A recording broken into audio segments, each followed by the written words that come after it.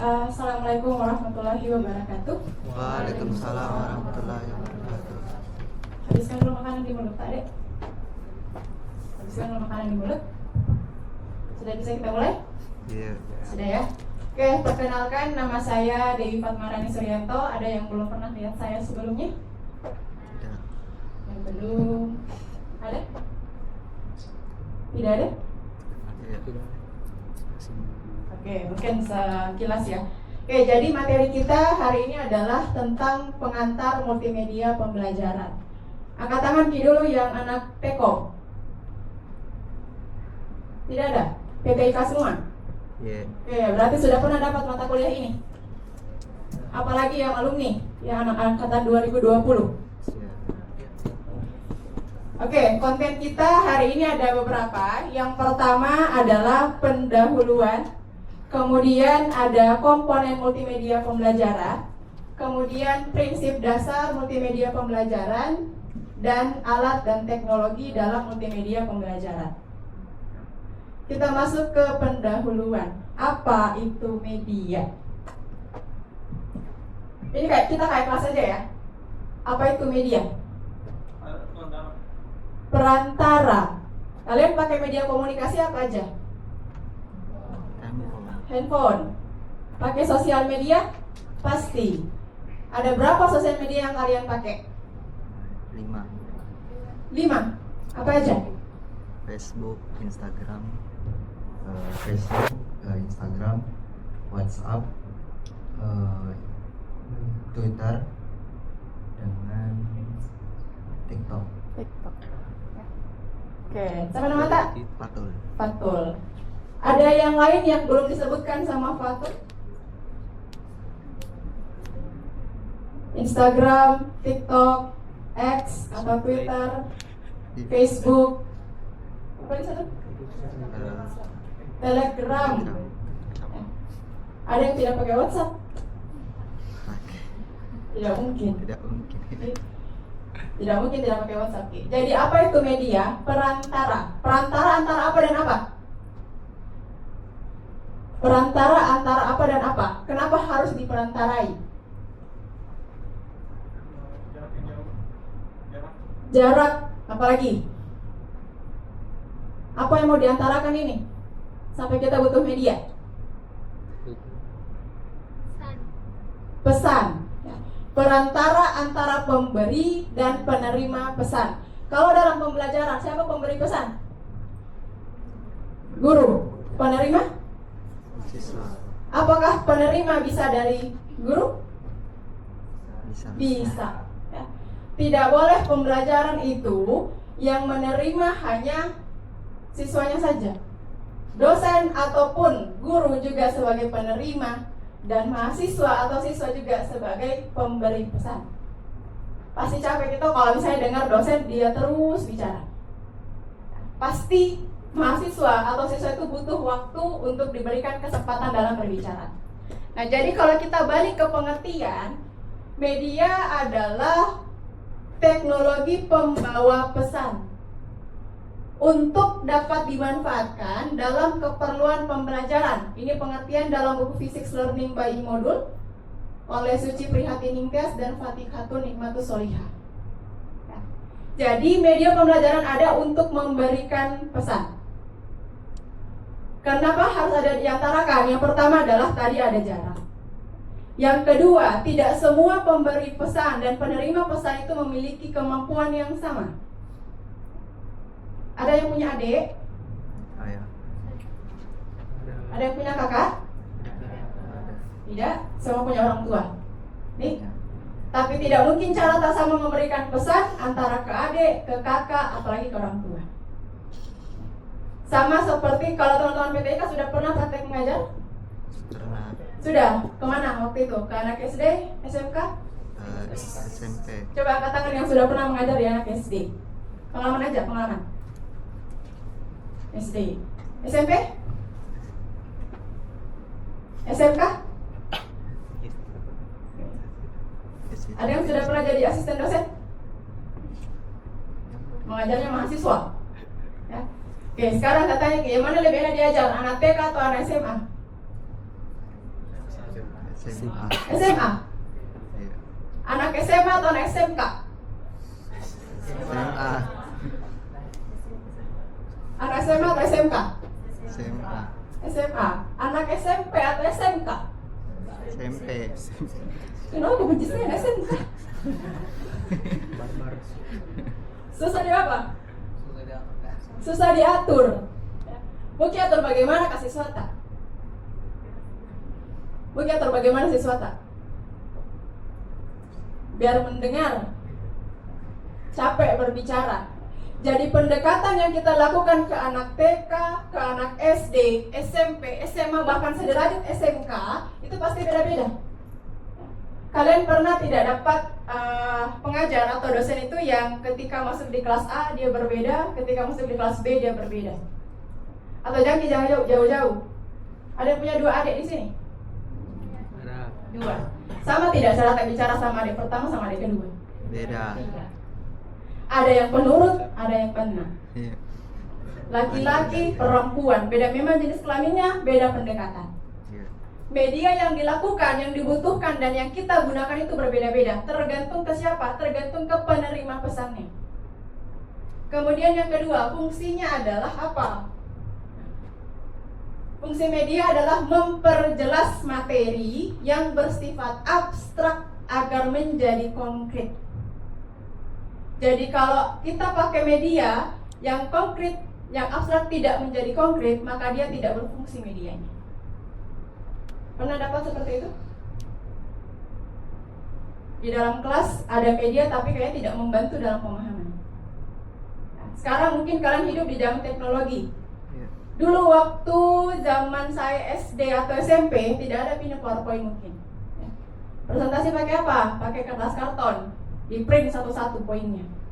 Kalau ini kan sudah menyederhanakan materi serta memberikan pembelajaran langsung yang lebih menarik kepada siswa atau mahasiswa.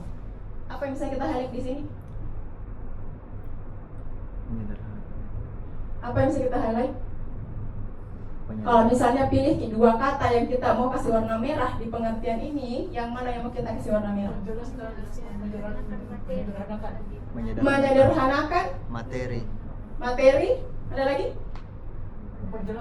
Memperjelas materi dan membuat lebih menarik.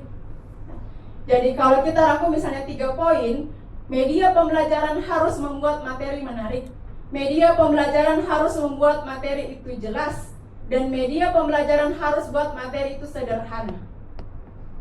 Jangan berikan ke anak sekolah atau mahasiswa itu materi yang kompleks dalam satu waktu. Pertama kali tak ngoding, langsung disuruh bikin aplikasi? Tidak, pasti Hello World dulu. Hello World dulu rasanya bangga sekali mungkin. Tapi itu proses. Tidak mungkin ada orang bikin aplikasi yang canggih kalau tidak ada Hello World dulu di awal. Hello World, baru Hello World kita story kemana-mana. Tapi tidak masalah bos, namanya juga proses. Kita masuk ke topik yang ketiga, landasan media. Media pembelajaran harus filosofis. Ya, kita pakai teknologi, maksudnya apa?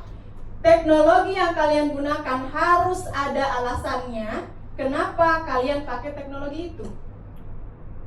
Kenapa pakai PowerPoint? Kenapa bukan Canva misalnya? Kenapa pakai video? Kenapa tidak pakai infografis? Itu harus ada alasannya. Yang kedua, psikologis. Media pembelajaran harus menyesuaikan dengan karakteristik dari siswa atau dari mahasiswa. Bagaimana karakteristik siswa yang pernah kita ajar? Betul? Bagaimana? Saya pernah mengajar di sini. Tadi angkat tangan, Cing. Anak SMK, siapa pernah mengajar anak SMK? Oke, bagaimana karakteristiknya anak SMK menurut tak? Ini kita cuma tidak secara generalisasi ya. Yang pernah kita dapat. Beragam ya Bu, karena di sana itu kan saya ngajar kelas 3. Jadi mereka itu lebih kadang-kadang lebih ada yang menghormati gurunya, ada yang juga keras kepala, juga ada juga yang agak-agak malas kalau misalkan diajar sama orang-orang yang satu ngobrol sama mereka. Itu yang saya dapat. Thank you. Tepuk tangan dulu untuk temannya. Kalau karakteristik anak SD, pernah ngajar? Siapa pernah ngajar SD? Oke, bagaimana karakteristik anak SD? Terima kasih Bu. Jadi kalau pengalaman saya kemarin itu karena sempat mengajar di kelas 5 SD, siswanya itu cenderung harus diperhatikan Bu. Jadi kalau mengajar di kelas itu hampir seluruh siswa itu selalu angkat tangan dan menanyakan menurut saya hal-hal yang tidak perlu dipertanyakan seperti itu. Tepuk tangan lagi untuk temannya. Kenapa anak SD itu punya rasa ingin tahu yang tinggi, tapi ketika dia SMK dia sembunyi atau sekolah tinggi? Kenapa? Saya lagi balik. Lebih sering mana kalau kita di kelas ditunjuk atau tunjuk diri? Ditunjuk. Kenapa anak SD itu berani kayak tadi? Kenapa? Padahal kalau mungkin pikir medianya sampai saya juga belum secanggih sekarang. Tapi kenapa anak SD itu butuh? Dan kenapa anak SD itu kayaknya lebih berani, lebih luas angkat tangan? Karena psikologinya tuh beda. Karakteristik mereka berbeda. Anak SD cenderung apa? Ingin dikenali, ingin mengekspresikan diri. Anak SMA gorong. Dari SD sampai SMP coba begitu, tapi tidak dapat feedback yang sama, tidak berani mencoba. Lagi anggun. Apalagi anak kuliah. Jadi sebisa mungkin, memang kita harus yang namanya mengerti psikologi dan kondisi proses belajar. Yang ketiga, teknologi. Adakah sekarang orang ngajar tidak pakai presentasi? Ada? Kalian lebih suka dijelaskan langsung begini atau sambil melihat ini? Sambil melihat. Ada yang tipe pembelajar lebih enak didongengkan?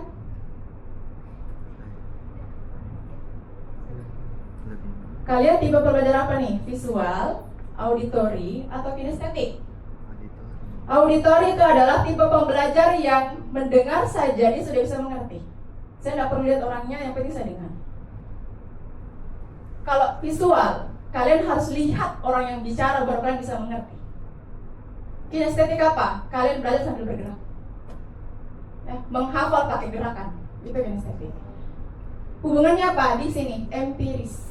Sesuaikan gaya belajar. Media pembelajaran harus sesuai dengan gaya belajar. Tidak mungkin saya belajar coding, saya ajak coding misalnya, pemrograman, tapi saya ajak sambil olahraga. Tidak mungkin.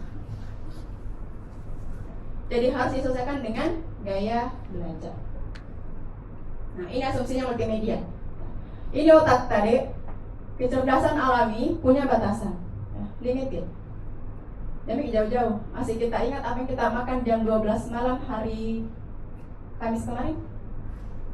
Tidak. Ya. Masih kita ingat apa materi yang kalian baru tinggalkan semester lalu? Tidak. Jawab jauh-jauh. Sebentar mungkin kalau keluar dari kelas ini, mungkin tidak sama ingat. Karena lagi-lagi apa? Kita punya keterbatasan, limited capacity. Tapi pemrosesannya di otak, yang diproses harus ada banyak informasi. Maka media itu membantu dalam memvisualisasikan itu. Ada dua ya. Yang indera yang ada dalam tubuh kita itu yang menerima informasi itu ada dua, mata dan telinga. Mulut untuk apa? Berbicara, untuk memberikan informasi. Gerakan tangan untuk apa? Untuk memberikan informasi. Tapi bagian yang menerima adalah mata dan telinga. Makanya orang kalau tidak mendengar, mana telingamu? Mana matamu? Tidak, itu dibilang tidak mendengar, mana gerakanmu? Tidak. Makanya ini sangat penting. Gambar apa yang kalian pakai di media, kemudian audio apa yang kalian pakai di PPT itu sangat penting. Tidak mungkin saya ajar coding tapi biasanya Cocomelon. Tidak mungkin saya ajak adekku atau misalnya keponakanku untuk belajar tapi backsoundnya lagu-lagu TikTok zaman sekarang, tidak mungkin. Karena apa? Butuh yang namanya penyesuaian. Sebelum masuk ke komponen, ada yang bertanyakan? Tidak ada yang bertanya. Mari kita mulai taktik pertama, penunjukan. Siapa yang paling muda di sini? Sudah tahu, Ki? Angkatan 23. Angkatan 23, angkatan 1. Apa saja yang tadi sudah kita bahas di poin pertama?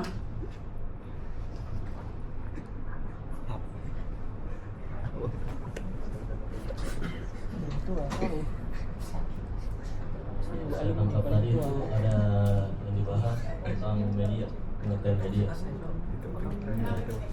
Media itu pengertiannya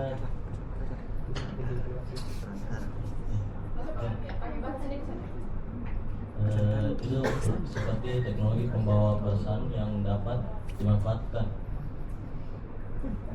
Teknologi pembawa pesan yang dapat dimanfaatkan. Ada tadi 3 kata kunci. Fungsi media: memperjelas, menyederhanakan, dan membuat materi semenarik mungkin. Tepuk tangan untuk kalian semua. Kita next ke komponen media. Sebelum saya next ini, ada yang angkat tangan. Apa saja komponen media menurut Tak? Di dalam sebuah bahan PPT atau bahan ajar, kira-kira apa saja yang biasa pengajar taruh di dalam medianya? Apa saja? Gambar, apa lagi? Teks, apa lagi? Audio, apa lagi? Video, apa lagi? Gambar, teks, audio, video, apa lagi? Animasi. Tepat sekali. Yang pertama adalah teks. Tidak boleh dibikin PPT cuma isinya gambar saja. Minimal ada caption, minimal ada keterangan. Kalau misalnya saya share Instastory, kalian lebih senang langsung gambar atau ada teksnya? Ada teksnya atau langsung gambar ditambah dengan background biar agak mendramatisir. Media. Beda itu kalau misalnya ya ada foto lagi, misalnya lagi belajar, Ki, dikasih background Subway Surf sama dikasih background yang agak calming, itu beda pasti penerimaannya. Atau misalnya nih, beda ketika misalnya kalian lagi datang ke sebuah kondangan, lagi sungkeman sama orang tua, nggak mungkin backsoundnya lagunya Ayu Ting Ting toh? Nggak mungkin. Pasti lagu apa kayak itu, lagu-lagu melo dan segala macam. Yang pertama adalah teks. Ini komponen paling dasar dalam multimedia pembelajaran. Berperan sebagai penyampai informasi yang jelas dan terstruktur. Yang kedua, tadi ada menyebutkan gambar. Multimedia berupa foto, ilustrasi, diagram, peta, grafik. Ada berapa banyak grafik yang kita tahu? Grafik batang, apalagi? Grafik chart, grafik garis, grafik apa lagi? Pie chart. Pernah dengar scatter plot yang titik-titik-titik? Itu biasanya digunakan ketika kita mau memvisualisasikan misalnya daerah rawan banjir yang mana, atau misalnya berapa banyak penderita COVID yang sudah meninggal atau misalnya sudah sembuh. Kita lanjut, yang ketiga adalah audio. Pernah enggak kalian lihat dosen bikin media pembelajaran PPT tapi pakai audio? Pernah? Tidak. Jarang. Kalau misalnya ada PPT pakai audio, itu biasanya pasti nggak sambil bicara dosennya. Karena kalau sambil bicara, pasti bentrok sama suaranya. Yang biasa dipakai audio apa? Ketika cuma ada gambar atau kita bikin video. Yang keempat adalah video. Ya, video ini multi. Video itu pasti gabungan dari lebih dari satu komponen. Ada teks, ada gambar, ada audio. Kalau gambar, kemudian slideshow saja kan bisa jadi video ya. Kemudian ada audionya. Ini minimal 3 nih. Ada teks, ada gambar, ada audio. Beda itu bikin video iklan sama video press release untuk menyampaikan informasi secara dinamis. Yang terakhir tadi apa? Animasi. Gambar yang bergerak dan dapat digunakan untuk menjelaskan konsep yang berubah dari waktu ke waktu. Ada yang suka bikin animasi di sini? Ada yang pernah pakai Macromedia Flash? Ada yang pernah bikin animasi? Atau tahu sih yang mana dibilang animasi? Tahu yang gimana? Yang bergerak-gerak. Gambar yang bergerak-bergerak, betul. Kenapa? Kapan Ki mau pakai animasi? Kapan kita harus pakai? Kapan tidak perlu? Di antara kelima komponen, yang mana kira-kira komponen yang paling jarang digunakan? Animasi, audio. Animasi, karena biasanya kalau animasi itu kan kita butuh yang namanya keahlian lebih ya. Makanya disebut sebagai animator. Tapi kalau teks kan tidak perlu jika dapat keahlian lebih. Semua kita pasti bisa menulis. Oke, itu untuk kelima komponen pembelajaran. Kita masuk ke poin ketiga, prinsip. Prinsip, apa itu prinsip? Apa prinsip tak dalam hidup? Biasanya kalau prinsipnya orang dalam hidup itu berubah selalu ya. Anak TK mungkin sekarang kalau kita tanya mau jadi YouTuber, mau jadi TikToker. Kalau kita tunggu itu anak lahir besar sampai SMA atau kuliah, kita tanya mau jadi apa? Yang ada Adam. Makin pasrah nih kadang-kadang. Saya tanya sekarang apa cita-cita tak? Tidak bercita-cita. Apa cita-cita tak? Tidak bercita-cita, jadi PNS. Jadi PNS. Apakah cita-cita itu sama dengan cita-cita sejak lahir? Tidak. Ada yang masih konsisten cita-citanya sampai sekarang? Apa pada cita-cita tak waktu kecil? Kalau saya dokter. Dokter, ini menjadi dokter komputer nih. Kita poluan. Ya. Kita dokter. Ada yang cita-cita jadi politikus di sini? Atau saya balik lagi tanya deh, ada yang memang cita-cita dari awal jadi programmer? Tidak. Tidak. Apa yang terjadi dalam hidupmu sehingga seperti ini sekarang? Tidak ada ya? Cita-cita jadi guru atau pendidik? Tidak ada. Keterlaluan ini. Masalah di PT IKA, kemudian tidak ada yang jadi guru. Ikuti arus.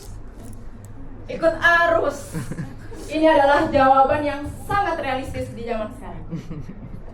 Kemana arus membawa saya, ke situ saya berada. Tapi tolong siapkan pelampung tak? Jangan sampai arus semakin deras. Kita ikut terus gitu. Prinsip multimedia pembelajaran. Kenapa dikatakan prinsip? Karena ketika ada prinsip itu, maka multimedia pembelajaran sudah digunakan dan diimplementasikan dengan baik. Ada 6 menurut Clark and Mayer pada tahun 2008. Yang pertama adalah multimedia itu sendiri. Materi lebih efektif jika disajikan dengan gambar dan kata. Atau kalau zaman sekarang, kalau tidak ada aksinya, jangan cuma pakai kata saja ya. Harus ada aksi, sama kayak ini. Kata tidak cukup, dukung dengan gambar. Katanya apa dan segala macam. Anak, coba kalau misalnya teman-teman ada kesempatan mengajar di tingkat sekolah dasar, itu pasti atau SMP, siswa itu cenderung bebas menggunakan. Materinya biologi, tapi pakai gambar matematika. Itu banyak terjadi. Saya pernah dapat mahasiswa ya, ini mahasiswa disuruh bikin bahan ajar tentang prinsip keamanan informasi atau keamanan komputer. Tapi tahu apa gambar yang disajikan di PPT-nya? Coba pikir yang paling aneh. Bukan gambar komputer, bukan gambar HDMI, bukan gambar hacking, Tapi yang ditampilkan adalah gambar planet galaksi.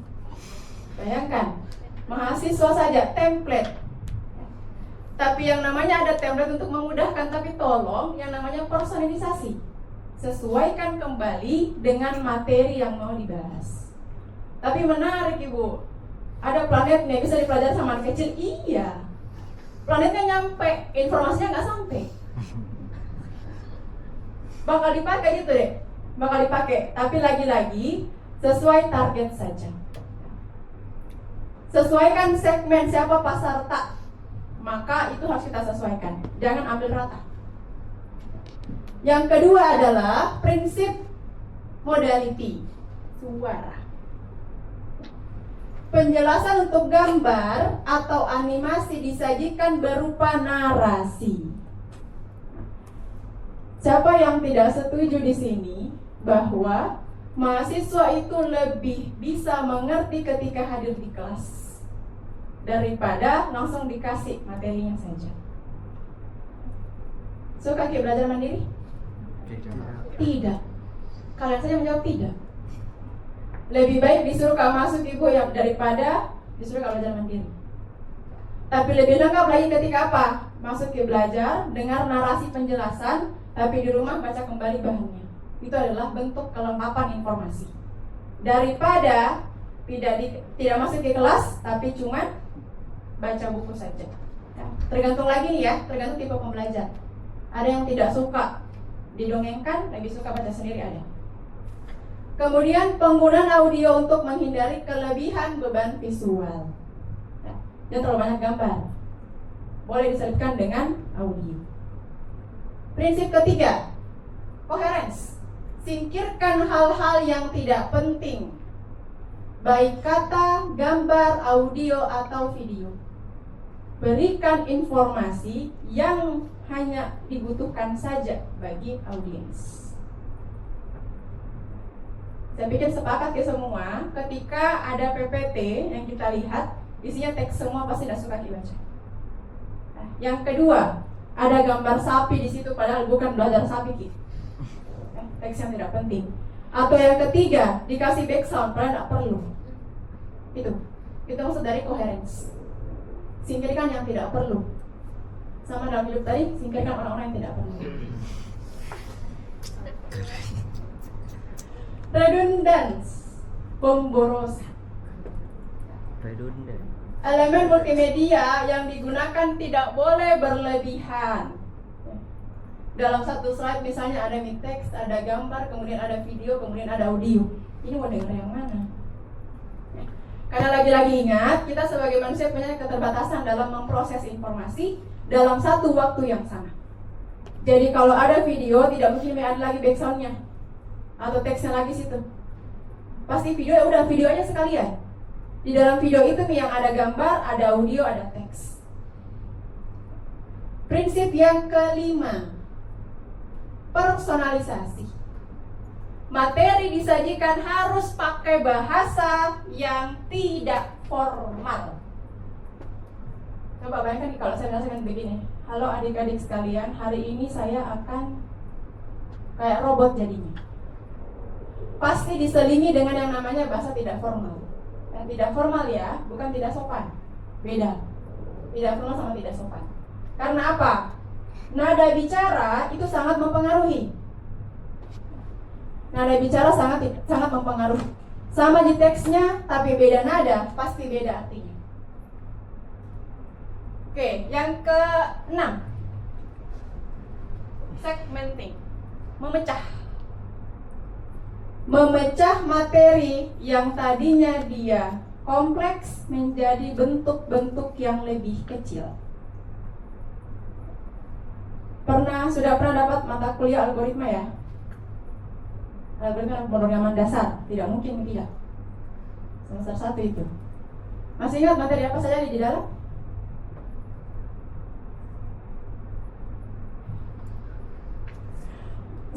Masih ingat materi apa saja yang ada di dalam algoritma dan pemrograman dasar? Apa pertama kali dikasih jelaskan dia sama dosen tadi pertemuan pertamanya? Apa itu logika? Ya kan? Tidak mungkin diajar D ini if else ya langsung dari pertama. Kalau ada dosen begitu, kemungkinan besoknya mahasiswanya resign. Kenapa ya? Kena mental. Jadi pasti harus dipecah dulu. Hal yang kompleks kalian pecah. Masalah juga seperti itu. Jangan selesaikan masalah besar dalam satu waktu, harus dipecah dulu. Sama kayak ini, pecah atau bagi materi pelajaran yang besar menjadi segmen atau bagian yang lebih kecil. Oke, sampai sini ada yang mau tanyakan? Sebelum kita masuk ke poin terakhir, ada yang masih ingat 6 tadi apa? Prinsip multimedia. Yang pertama, multimedia. Apa maksudnya multimedia? Disajikan lebih efektif disajikan dengan gambar dan tingkat. Disajikan dengan lebih efektif jika disajikan dengan gambar dan teks. Ingat ya, multimedia. Berarti medianya tidak cuma satu, gambar dan teks minimal. PPT kalau cuma isinya teks pasti bosan. PPT isinya cuma gambar pasti tidak jelas. PPT isinya cuma audio, ini bukan ini ya, bukan voice note. PPT isinya cuma video juga tidak bakal efektif. Yang kedua, modality. Apa itu modality? Berupa narasi dan menggunakan audio. Lebih mudah jika dibarengi dengan namanya narasi. Yang ketiga, coherence. Apa itu coherence? Menghindari Informasi yang dibutuhkan saja. Yang keempat, redundant. Apa itu? Tidak berlebihan. Elemen yang tidak perlu atau tidak relevan jangan dimasukkan. Yang kelima, personalisasi. Artinya adalah menggunakan bahasa atau narasi yang tidak formal. Kenapa tidak formal?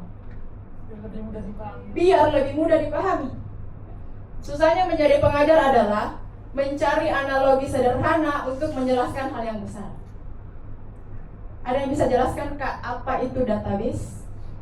Tapi pakai bahasa yang sederhana, anggap saya anak umur 5 tahun. Apa itu database? Basis data. Artinya apa itu database?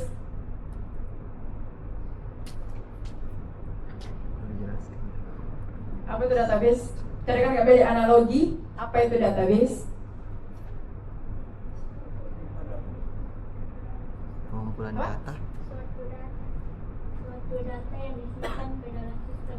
Suatu data yang disimpan ke dalam sistem. Tepuk tangan dulu untuk Semakia ya. Jadi PR-nya atau tantangan dalam multimedia pembelajaran adalah itu, menyederhanakan hal yang sulit tapi bisa dimengerti. Maka ketika teman-teman harus berbicara dalam satu waktu, kemudian ragu apakah ini dimengerti sama audiens atau tidak, latihan sama orang yang berada di bawah tak umurnya. Kalau mereka sudah mengerti, insya Allah tuh nanti audiens tak mengerti. Jelaskan ke kadeta dulu, mengerti tidak? Atau jelaskan ke orang yang bukan di bidang yang sama dengan kalian. Kalau mereka mengerti, maka audiens pasti bisa mengerti. Yang keempat, alat dan teknologi. Saya bagi ya. Yang pertama adalah software presentasi, PowerPoint, Prezi, Canva. Pernah pakai semuanya? Tidak. Prezi belum? Belum. Ada yang baru dengar Prezi di sini? Saya. PowerPoint pasti ya? Iya. Nggak mungkin tidak. Canva lebih-lebih. Prezi ini adalah software untuk presentasi. Enaknya dia apa? Dia bisa zoom in dan zoom out. Ada animasinya. Lanjut ke software kedua, pembuatan video dan animasi. Adobe Premiere. Siapa yang pernah pakai? Ada Premiere. Premiere? Belum pernah? Bikin video pembelajaran biasanya juga bisa. Ya, untuk edit, potong-potong. Animaker, ada yang pernah pakai? Untuk membuat animasi? Oke, pernah. Powtoon. Pernah dengar Powtoon? Pernah. Pernah, tapi belum pernah pakai? PowerPoint itu enaknya tuh ada ininya, kayak gambar orangnya Iya. yang bisa kayak berbicara seperti itu. Tapi dia statis ya, cuman buka tutup mulut aja. Ya, tapi at least itu ada tambahan animasi. Kemudian ada Sparkle, Video Scribe. Pernah pakai? Belum? Filmora Go? Pernah. Nah, Rainmaster, Pernah. CapCut. Sering. Pakailah CapCut, jadilah sebagai salah satu kontributor biar ujung-ujungnya apa? Ujung-ujungnya cuan. Keterampilan itu harus dapat dimanfaatkan untuk mendapatkan duit. Camtasia, Baru dengar. baru dengar? Oke, silakan dicatat, nanti coba diekspor. Nah, semua ini adalah software yang dapat digunakan untuk buat video atau animasi. Apakah semuanya gratis? Tidak. Ada yang berbayar, tapi biasanya setiap software itu ada yang trial, ada yang premium. Ya, kita tahu lah, kalau trial itu pasti terbatas. Cuma 7 hari, cuma 14 hari, atau bahkan 30 hari. Sisanya berbayar. Yang gratis yang mana sih? KineMaster. Tapi ada juga berbayar. CapCut Pro. Terakhir adalah software aplikasi interaktif. Kahoot, bohong Ki, kalau nggak pernah pakai. Tidak. Quizzes lebih-lebih. Iya. Wordwall, pernah pakai? Ini enak nih dipakai nih. Jadi kayak dia kayak puzzle. Yang enak dipakai di pembelajaran di kelas. Saya pernah pakai ini untuk buat quiz. Saya bikin 30 puzzle, ya, 30 mahasiswa. Setiap mahasiswa memilih satu nomor apa itu yang saya buka. Kayak mungkin quiz waktu zaman di TV itu, ya, yang memilih koper mana yang ada uangnya, nah kayak gitu. Itu Wordwall. Educandy, pernah? Belum. Teachmin, Nearpod, belum. Ini aplikasi interaktif. Kalau dibilang interaktif berarti ada interaksi. Ada interaksi antara pemberi sama penerima. Kalau Kahoot interaksinya apa? Soalnya di layar, jawabannya di HP-nya. Quiz juga demikian, Wordwall juga demikian, dan sampai Nearpod. Terakhir adalah aplikasi membuat AR dan VR. Unity. Pernah dengar? Pernah. Pernah ya? Ini hebat nih perusahaannya. Google Expeditions untuk VR. Kemudian ada CoSpaces AD. Ini juga untuk AR dan VR. Tahu AR? Apa? Augmented reality. Apa bedanya dengan VR? Ketika VR semuanya berada di virtual. Oke. AR itu ada beberapa komponen yang ada di nyata di dalam virtual. Oke ya. Jadi kalau misalnya VR, dia cuma di dunia virtual saja, namanya virtual. Tapi kalau AR itu ada dunia nyata, ada dunia VR-nya. Ya. Kalau paling mudah itu ketika teman-teman pernah lihat ada gambar. Sekarang banyak ya buku-buku anak sekolah itu ada gambar di bukunya, kemudian kita scan, dia kayak gambarnya langsung jadi 3D, tapi di HP. Nah itu menghubungkan antara apa yang ada di dunia nyata, buku melalui buku, sama di virtual. Tepuk tangan untuk Kurniawan.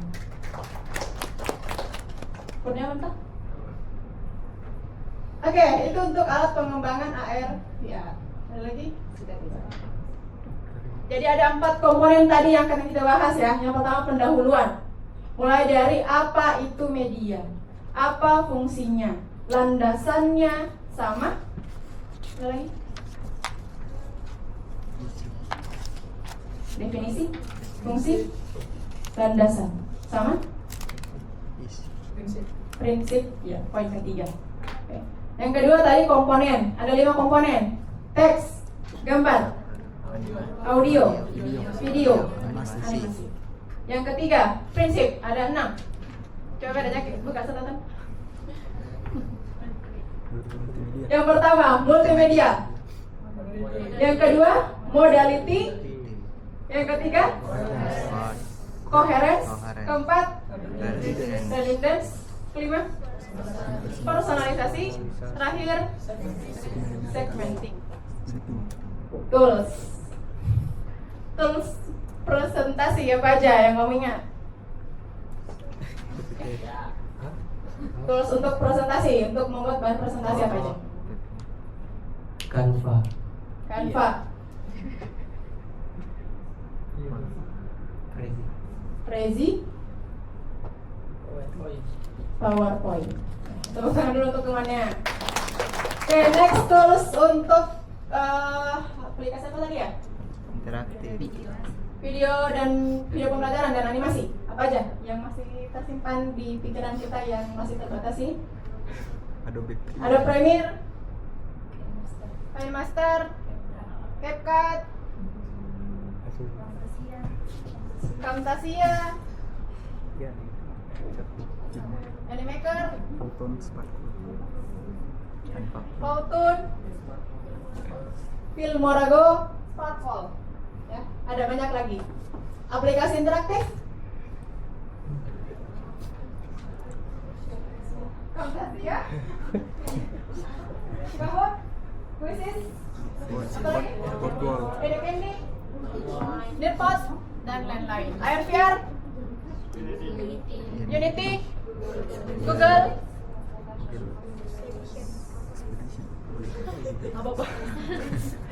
Oke, itu ya, itu untuk semua tools yang bisa kita pakai. Satu lagi, tools AI, ya, Artificial Intelligence. Kita hidup di dunia kecerdasan buatan, jadi banyak sekali tools yang bisa kalian manfaatkan. Tapi sekarang sudah diinjek ke semua tools. Quizzes sekarang sudah pakai AI, Canva sudah pakai AI dan segala macam.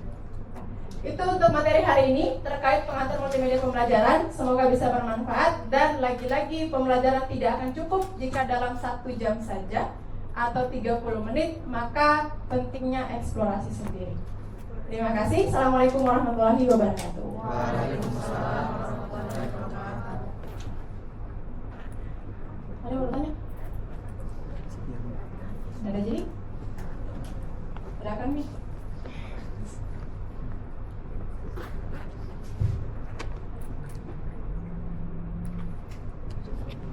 Ada yang mau bertanya sambil kita tunggu Pak Ridwan, Pak Prima, dan Ibu Nurul?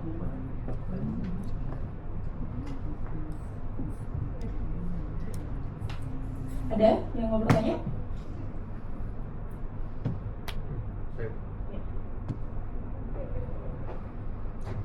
kasih. Paling pertanyaan saya mengenai teknis. Jadi tadi di media pembelajaran itu harus ada si penerima dan pengirim. Dimana kalau dalam pembelajaran itu guru bisa sebagai penerima, bisa sebagai pengirim juga. Setelah saya coba tadi feedbacknya, saya ingin menanyakan bagaimana siswa atau mahasiswa dapat memberikan respon atau feedback kepada Oke, siapa namanya? Leon. Leon. Ya, pertanyaannya adalah bagaimana cara memberikan feedback ya jika kita pakai multimedia jenis VR. Jadi kalau konsepnya kan di awal ada sinkron dan asinkron, ya kan? Kalau sinkron kan kita langsung nih di waktu yang sama, di tempat yang sama, misalnya kayak tetap langsung seperti ini. Asinkron berarti di waktu yang berbeda dan di tempat yang berbeda. Nah, kalau VR seperti apa? Bagaimana cara memberikan feedback? Feedback diberikan itu ada 2 jenis. Ketika misalnya kita berikan di waktu yang sama atau tidak di waktu yang sama. Contoh, aplikasi kayak Google atau misalnya Gojek, bagaimana cara kita berikan feedback? Setelah memesan atau lewat review di aplikasi. Iya. Nah, kalau VR pun demikian. Kalau VR itu kan pasti banyak ya videonya di dalam YouTube misalnya. Bagaimana cara memberikan feedback nih, saya sebagai orang yang mencoba ini VR, tapi menurut saya kontennya itu kurang. Nah, berikan feedback bisa berupa kolom komentar misalnya, atau bisa langsung kepada developernya, siapa yang membuat konten tersebut. Memang tidak di satu waktu yang sama, tapi tetap ada media yang bisa menjembatani antara penerima dan pemberi dalam rangka pemberian feedback atau timbal balik. Cukup? Terima kasih. Ada lagi yang mau tanyakan? Tidak ada? Kenapa orang itu biasa tidak mau bertanya padahal tidak mengerti?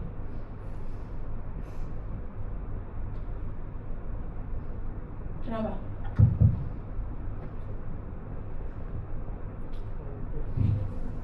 heningnya.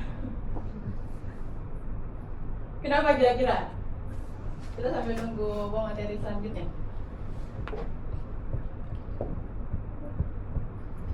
Karena Karena takut terganggu mencoba dan psikologinya. takut salah apa? Karena terganggu psikologinya. Kayaknya salah tempat gini. Habis ini berobat kita sama-sama nih. Kalau psikologi ini kita bahas, berarti bukan lagi ke dosen atau ke siapa, langsung ke psikolog, psikiaternya. Saya harus ngapain ini biar bisa menerima materi. Jadi saya cukup. Terima kasih. Assalamualaikum warahmatullahi wabarakatuh. Waalaikumsalam.